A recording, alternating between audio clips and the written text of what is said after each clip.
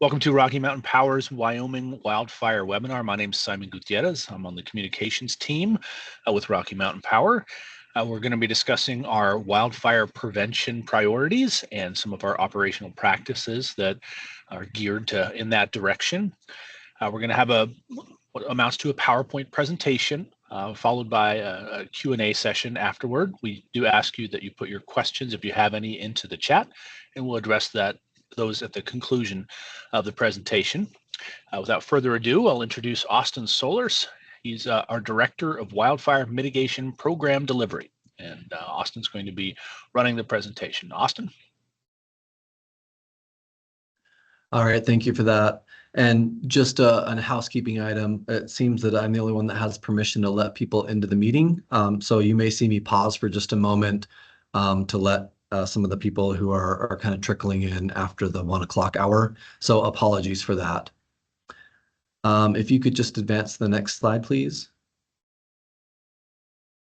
Okay, alrighty. Hi, I'm Austin Solers, Director of Wildfire Mitigation Program Delivery. I've been with Rocky Mountain Power for about 12 years now in various roles, and I'm excited to share with you an overview of our wildfire mitigation program and those efforts for the state of Wyoming. Thank you so much for joining and your interest in this program. As I will be speaking at a high level today, I encourage you to read the full plan published online. I will provide the website when we go over the Wildfire Mitigation Plan development. But first, let's review the agenda. So we'll touch on the plan development and journey, and then we'll go over the wildfire mitigation approach. We'll look at Wyoming service area, the areas of heightened risk, situational awareness, operational work practices, system strengthening, public safety partner engagement, communications and outreach, and lastly, what you can do. Alrighty, next slide, please. So some of you may be asking, why do we even have a wildfire mitigation plan? As we have seen in the West, wildfire risk is becoming more visible, and the loss of property and life have become a reality for some, as seen in recent news coverages. Wildfire has always been destructive, but in recent years, as communities butt up against the wildland-urban interface, they have become more destructive and dangerous. Rocky Mountain Power's Wildfire Mitigation Plan was created to identify the risk and implement risk mitigation strategies, as well as to comply with regulatory rules in the state of Wyoming. Okay, next slide, please. So let's take a look at Rocky Mountain Power's plan development and journey we've been on. Excuse me. Starting back in 2020, Rocky Mountain Power had filed a plan in Utah, and as we moved through the following years, we continued to implement best practices and expand our wildfire mitigation programs to reduce risk. When we reached 2023, you see that we started to build a wildfire mitigation plan for Wyoming, and we filed that plan first in the year of 2024. The Wildfire Mitigation Plan is approved by the Wyoming Public Service Commission. However, we will be expected to file an updated plan to comply with House Bill 192 that goes into effect on July 1st of 2025. The current plan can be found on PacifiCorp's website as seen on the slide. The current Wyoming plan covers 2024 through 2026, and Rocky Mountain Power will file another updated plan for 2027 through 2029. So check out our website in the coming years if you're interested in seeing the new mitigation plan. Okay, next slide, please. So before we dive into the details of the Wildfire Mitigation Plan, let's go over some of the general information for the state of Wyoming. Just to give you an idea of the size of Rocky Mountain Power, we provide power to about 145,000 customers through roughly 9,000 miles of distribution lines and 3,000 miles of transmission lines with 64 substations. As you can see on the slide, the blue area is Rocky Mountain Power's area of operation. And I'll give you guys just a second to check that out. Okay, next slide, please. Now let's move on to some of the mitigation approach elements for the slides we will be covering. So what are some key elements of wildfire mitigation strategies? Key elements include situational awareness, operational work practices, and system strengthening. So what are we doing relative to each element? Let's start with situational awareness. This helps us identify the risk areas across the service area and equipment right-of-ways. Rocky Mountain Power does this in two primary ways, long-term and short-term risk modeling. I will cover these in a little more detail later. Moving on to operational work practices. What are operational work practices? This is a method the company uses to be more surgical in ignition and wildfire prevention. Operational work practices can influence change all the way down to the individual level. More surgical operational work practices include hot work restrictions. This is evaluating if work should be done during a planned interruption. Time of day restrictions, which is considering using alternate work hours. We have wind restrictions, which is deferring work to let the wind pass. Driving restrictions. This is essentially keeping vehicles on designated roads. And then lastly, we have worksite preparation. This is worksite clearing, water trailer resources, and site wetting. More impactful forms of operational work practices are emergency de-energizations due to encroachment from active fires, public safety power shutoffs, and enhanced safety settings. I will cover these types of operational work practices later.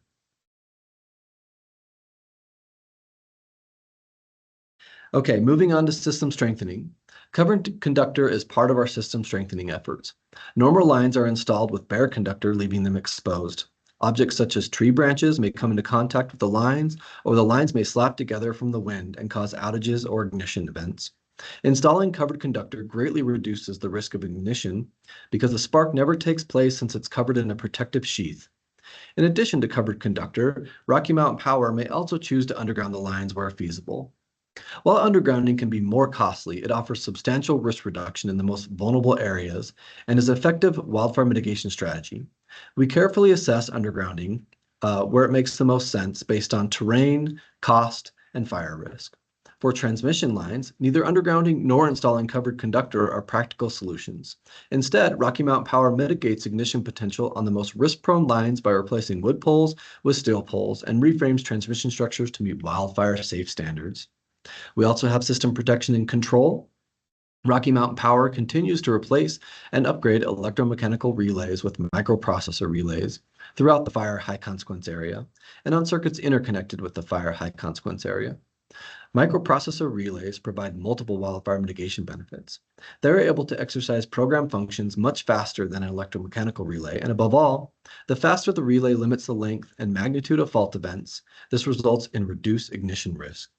Lastly, we have engagement.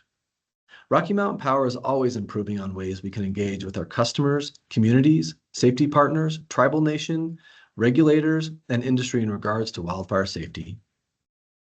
Okay, next slide, please. So let's talk about where we target the elements of wildfire mitigation from the previous slide. Rocky Mountain Power models and identifies areas of heightened risk, known as our fire high consequence area. You'll notice on the map that Wyoming has a fairly small area of fire high consequence, located right outside Casper and to the west of Gillette. This area is only 2% of Wyoming service territory, and about 236 overhead line miles reside in the fire high consequence area. These line miles will be evaluated and targeted for system strengthening. Okay, I'll give you just a second to look at that graphic. Okay, next slide, please. Now let's look at some accomplishments from 2024. So over 2,700 incremental trees were pruned or removed and poles cleared. We inspected over 200 miles of transmission and distribution facilities. We installed 15 weather stations for a total of 55 completed. Rocky Mountain Power submitted its first wildfire mitigation plan, as we already talked about. And we implemented a public safety power shutoff tool, which I will briefly go over later. Okay, next slide, please. Now let's move on to situational awareness and focus on meteorology. Situational awareness is a core part of Rocky Mountain Power's wildfire mitigation measures, and meteorology is at the center of our situational awareness and includes the collection of data from either utility-owned weather stations or other available data sources to forecast and assess risk and inform real-time decision-making. We are planning to expand our weather station network to 63 stations in 2025 to supplement what's publicly available. We make our weather data we collect publicly available on our website, RockyMountainPowerWeather.com. If this is of particular interest to you, then please go check it out. They are also capable of simulating fire spread in real time by using a program called FireSim. This allows meteorology to predict fire spread and simulate various conditions associated with current weather conditions. Okay, our meteorologists generate a long-term view that helps identify areas of high fire risk and a short-term forecast that provide the field with targeted information relative to their operating area. The long-term risk modeling, or baseline risk modeling, combines 30 years of historical weather and fire data with advanced simulations to highlight areas of concern. Baseline risk modeling helps us understand, should there be an ignition, there are certain characteristics of historical and geographic data which indicate it could have a significant impact on a given area. This view of risk modeling can inform where the areas of high fire consequence are and support program strategies. Strategies that we focus on are expedited inspections to find conditions that need immediate correction or where to do vegetation management more frequently, as well as where system strengthening should occur. As mentioned, Rocky Mount Power also utilizes a short-term risk modeling approach to complement that long-term view and is performed by meteorology team to generate a daily risk forecast for the next 5 days. The shorter term view is when you think of what the weather is like this week. Is it going to be hot, dry, windy, and where? What are the conditions of the fuels? Do they have a lot of moisture or are they very dry? So if you look at this graphic that you see on the screen, and I know it's small, I apologize, but those blue dots are basically where we already have weather stations installed, and the orange dots are where we're going to install them. So I'll give you a second just to look at that real quick here. Okay, next slide, please. Continuing with our situational awareness efforts, we have the Wildfire Intelligence Center, or WIC. PacifiCorp is launching its Wildfire Intelligence Center for the 2025 fire season, aimed at enhancing wildfire response and safety for Pacific Power and Rocky Mountain Power. The WIC team, composed of experts in hazards and emergency management and wildfire response, will support all of PacifiCorp's territory. The WIC will provide 24/7 monitoring of wildfire events and provide timely stakeholder notifications. Public safety measures will also be a focus while monitoring conditions for public safety power shutoffs, which we will go over later, leveraging advanced technologies, including AI-driven cameras, monitoring, and consolidated data analysis products. The WIC will analyze data across 6 states to deliver actionable intelligence to stakeholders. Additionally, the WIC will collaborate with system operations, grid, meteorology, and other business units to provide daily situational updates and localized event reporting. This initiative highlights PacifiCorp's commitment to safety, innovation, and operational excellence, while playing a crucial role in protecting communities and infrastructure from wildfire risk. Next, we have the wildfire detection cameras. Rocky Mountain Power has installed 5 advanced wildfire detection cameras that leverage AI to detect smoke and alert first responders. Some of these cameras were installed after fire season last year, but Rocky Mountain Power is excited to leverage this technology for the 2025 fire season. The one confirmed detection that you see on the screen means that it was reported by other fire agencies as well. For now, this technology is limited to Utah, but as the growing threat of wildfire changes in Rocky Mountain Power service territory, we will look at leveraging this technology throughout our whole risk area. Okay, next slide, please. As mentioned before, more impactful forms of operational work practices are emergency de-energizations and public safety power shutoffs, or PSPS. Let's talk PSPS first. A PSPS event is a de-energization that occurs proactively before an ignition event can even cause a wildfire during periods of greatest wildfire risk. This can be sensitive for the public because the fire threat is essentially invisible. Rocky Mountain Power uses situational awareness to determine if specific thresholds are met before deciding to turn the power off. Conditions that we monitor include high wind speeds, low humidity, and critically dry fuels, and the potential impact a fire may have on the surrounding area. Proactive PSPS de-energizations are a last resort and have not happened in the state of Wyoming.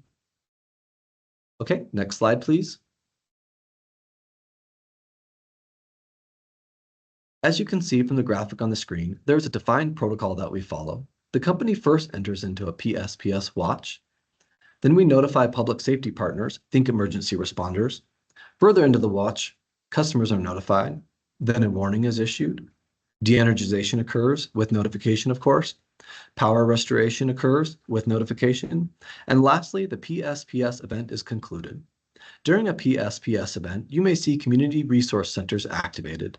These centers are in place to provide, but not limited to, potable water, air conditioning, restroom facilities, refrigeration for medicine, communications, Wi-Fi, cellular access, satellite phone, things like that, and on-site medical support where and when it's available.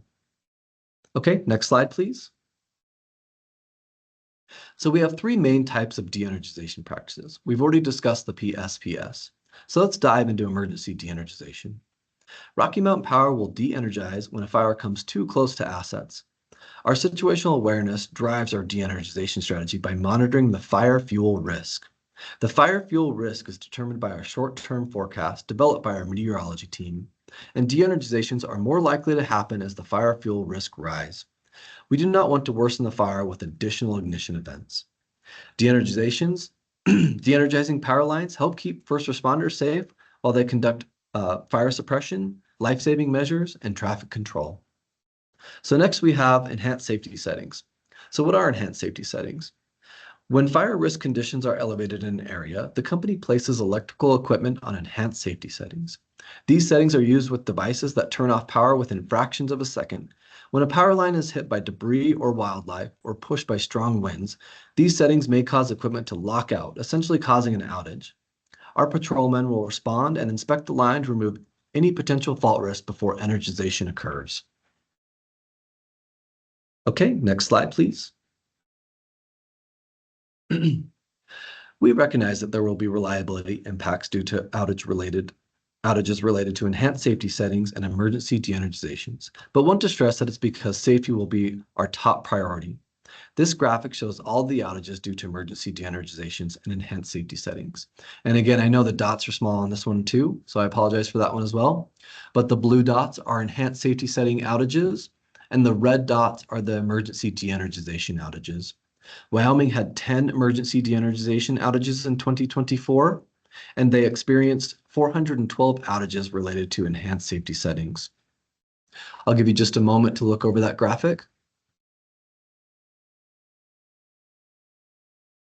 Okay, next slide, please. So now let's talk about customer notifications. We already touched on the notification process for a PSPS event. What about the other two types of outages that may occur? Rocky Mountain Power is not able to provide advanced notifications for enhanced safety setting outages because they are event-driven. This means that until something interferes with the power line, the power will remain on. Rocky Mountain Power will notify customers via email or a letter when settings are enacted for the season. This will allow the customers to prepare for more frequent interruptions and address any concerns before the outage event takes place. For emergency de-energizations, we may be able to provide advanced notifications for the pending de-energization, meaning if Rocky Mountain Power is monitoring an event and there's enough time to notify, we will do so.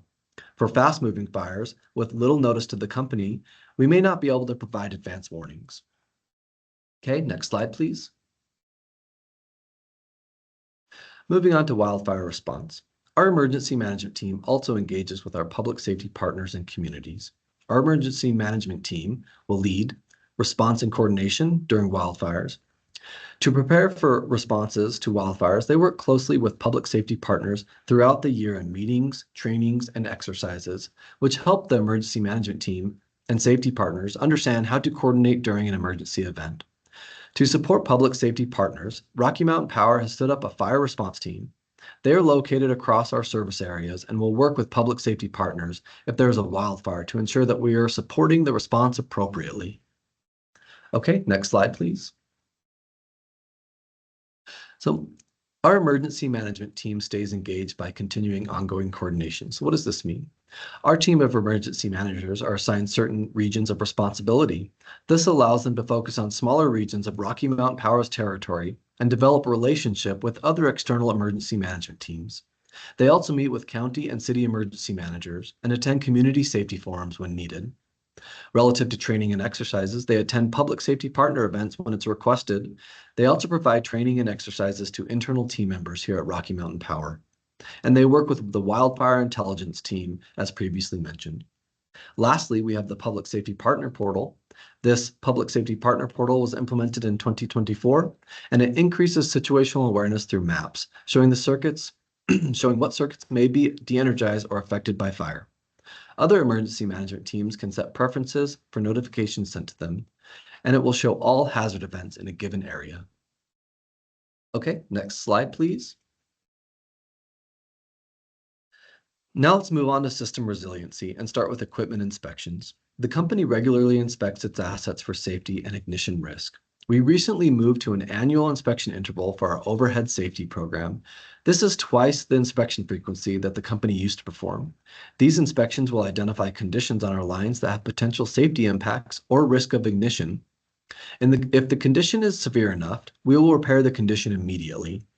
We also conduct infrared inspections of transmission lines. These are typically done during high load times of the year. When our lines are fully loaded, we can clearly see hot spots on the lines. These are potential failure points, and Rocky Mountain Power will correct the condition before it becomes an ignition risk. Okay, next slide, please. Next, we have vegetation management. We also perform annual inspections within the fire high consequence area for tree encroachments that violate minimum clearance distances. Rocky Mountain Power also proactively performs pole clearing, where all vegetation is removed directly under the pole. So in the event an energy release occurs from equipment, there is nothing to ignite under the structure. So if you see the little pole there on the right hand of the screen, you can see that blue area. That's what we mean by pole clearing. It's just directly under the equipment that'll be on the pole. And we inspected and pruned about 200 line miles, and we did about 2,700 poles for pole clearing. Okay, next slide, please. Now let's cover system strengthening. Rocky Mountain Power targets assets and line miles within the fire high consequence area for these strengthening efforts. As we mentioned in the overview slide, strengthening involves covered conductor, converting overhead lines to underground lines, transmission reframing, upgrading or installing assets such as reclosers, relays, and circuit breakers, and expulsion fuse replacement. You can see the red areas on the map. These are the high-risk areas that grid strengthening is targeted for. Let's give you just a second to look at that. Okay, next slide, please. So these are the system strengthening locations. The system strengthening is just south of that Red Butte, I believe that area is, and the Casper Mountain area. So I'll give you a second just to look over that. Okay, next slide, please. Okay, what are we doing for outreach? Rocky Mountain Power takes a multi-pronged approach throughout the year to ensure wildfire preparedness and educate our customers and communities. We also work to get key information out into the communities we serve. We begin that communication in April and it continues through September. This includes information shared through social media, TV, radio campaigns, and brochures for customers and messages included with customer bills. We also host webinars like the one we're having today. And throughout the year, we maintain additional information on our website and also distribute flyers for customers. Okay, next slide, please. So let's talk about preparation. What can you do? So while Rocky Mountain Power is focused on what we can do to make sure our system is safe and resilient, there are also things that you can do to prepare for emergencies and reduce the impact of wildfire.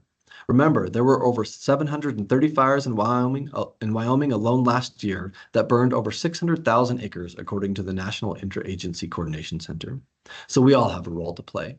So what steps can you take? Step 1, you can update and verify your contact information with Rocky Mountain Power by calling 888-221-7070 or update it on our webpage as seen on the screen. This is particularly important because we leverage this contact information when making PSPS, enhanced safety settings, and emergency de-energization notifications to customers. Updating your info is the best way to stay informed.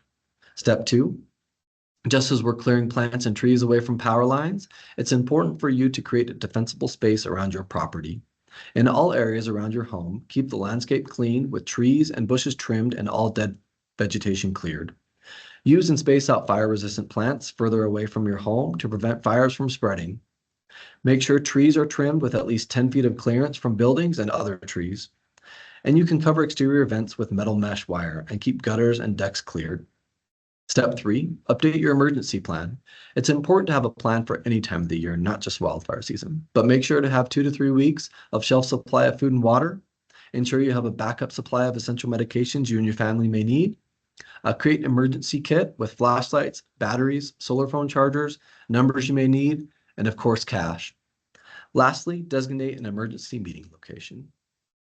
Okay, next slide, please. I'd like to close this webinar by letting you know we're here for you. Rocky Mountain Power can help mitigate the impact of wildfire on our customers. If you or someone in your household has a medical condition that could be aggravated by an outage, you may qualify for a medical certificate plan. Some of the eligible conditions are reliance on electrical power to meet mobility needs, medical conditions that require additional heating and cooling, conditions that require medication that need to be refrigerated, or conditions that require electrically powered medical equipment in the home. Rocky Mountain Power has also implemented a PSPS mitigation program for customers with medical needs to automatically receive additional notifications of PSPS events. To be eligible, customers must be enrolled in a medical program or self-identify as having medical needs. If you aren't enrolled in the medical certificate program, but you do have some medical needs, please go to the webpage you see on the screen to learn more about this notification process so you can be prepared for public safety power shutoffs. You can also call our call center 24/7 and speak to a real person. Again, that number is 888-221-7070. And for Spanish-speaking customers, you may call 888-225-2611. Lastly, we have bill payment and financial assistance. Please visit the website on the screen to learn more about these programs. Thank you.